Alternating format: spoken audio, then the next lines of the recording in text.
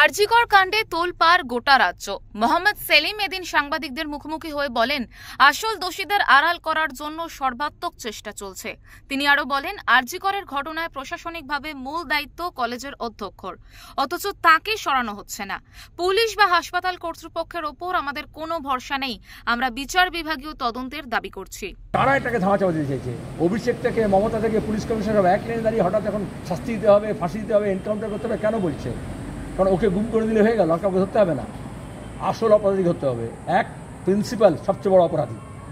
গত কয়েক বছর ধরে ওখানে মৌরসি পাট্টা করেছেন তৃণমূলের খাস লোক বলে।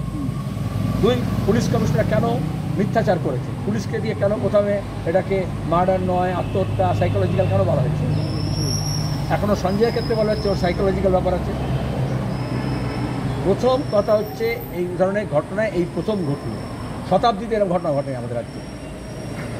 দ্বিতীয় ঘটনা হচ্ছে হাসপাতালের মধ্যে 36 ঘন্টা একজন ডিউটি করবে, সেই ডাক্তারদের জন্য রেস্টরুম থাকবে না কেন, মজা রাখতে চায়।